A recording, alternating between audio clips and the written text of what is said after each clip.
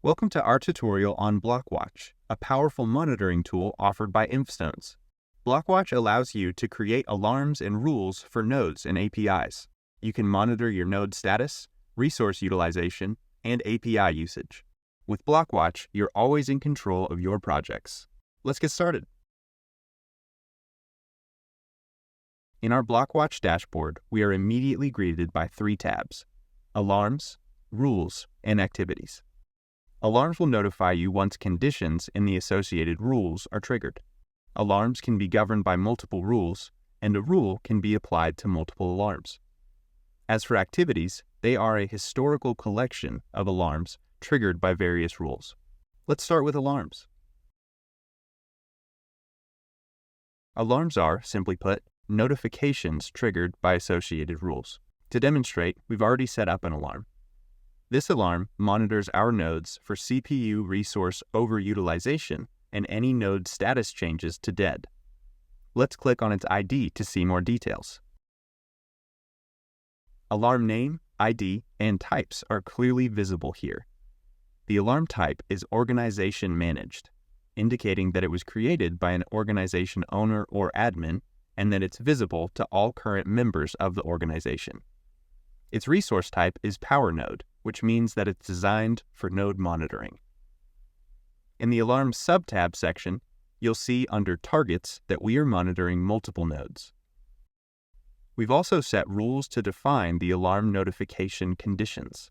It is important to note that your alarm can be governed by multiple rules. This ensures that different aspects of our targeted resources are tracked properly. Here we have two associated rules. The first rule keeps an eye out for signs of CPU overusage, indicating that our CPU resources may be overworking. The second rule, on the other hand, is on the lookout for any nodes whose status has changed to dead. And lastly, when the conditions set by our rules are triggered, the Notifications section actively alerts all relevant members. You can add multiple emails to each alarm, provided that they belong to your organization. For more urgent situations, a phone number might be a better option. Our system can alert you with either SMS or phone calls depending on your preference. And for organizations that prefer Slack, we also offer integration for that service.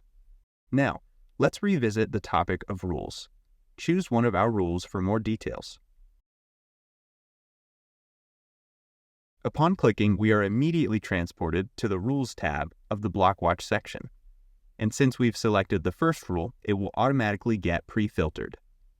Rule name, ID, and types are clearly visible here. The rule type is Organization Managed, indicating that it was created by an organization owner or admin and is visible to all current members of the organization. But there's also a Member Managed type. Member Managed, unlike Organization Managed, allows for individual customization. Each organization member can create their own rules, visible only to themselves. As for the resource type, we have Power Node, the same as the related alarm, as both are intended to be used for node resource monitoring. By the rule's name, we can deduce its function.